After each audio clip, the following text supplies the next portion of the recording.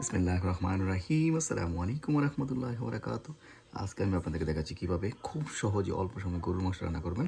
এই যে দেখুন, আমি গরুর মাংসগুলো একেবারে ভালো করে পরিষ্কার করে ছোটো ছোটো করে কেটে নিলাম। এই যে ক্লিন করলাম, পরিষ্কার, ভালোভাবে পরিষ্কার।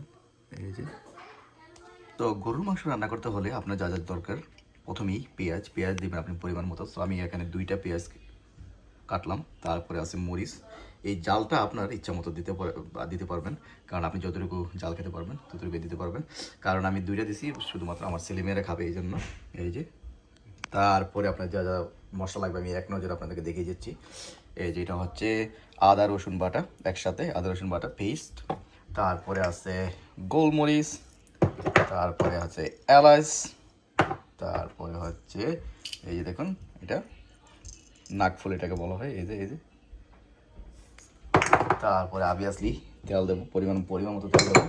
তারপরে আছে কোরিয়ান্ডার, তারপরে আপনার দরকার কিউমিন পাউডার, অবভিয়াসলি তেজপাতা, বে লিফ, তেজপাতা, তারপরে হলুদ,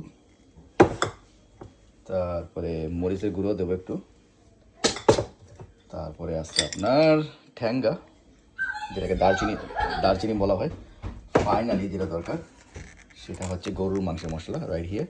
আমি সবগুলো এখন একসাথে মিক্স করবো। তারপরে এই যে পিঙ্ক সল্ট, আমরা পিঙ্ক সল্ট ইউজ করি, তো এটা ইউজ করতে হবে পরিমাণ মতো।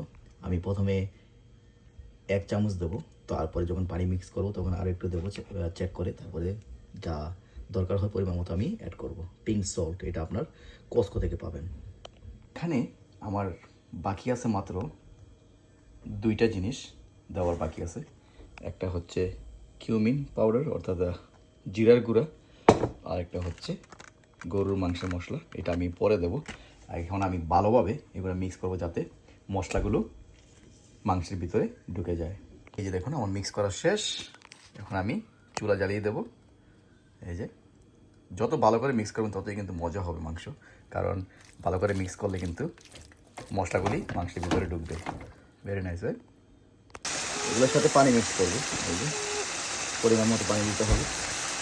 এভাবে 45 মিনিট থেকে 1 ঘন্টার মধ্যে আপনার গরুর মাংস রান্না হয়ে যাবে। এই যে দেখুন, আমার গরুর মাংস রান্না কিন্তু হয়ে গেছে।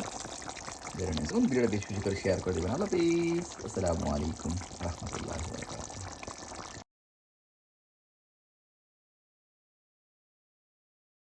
40 মিনিট পর আমার গরুর মাংস রান্না হয়ে গেছে। এই যে দেখুন, ফাইনাল স্টেজ। Very nice. পেজটা সবাই ফলো করবেন। আল্লাহ হাফিজ।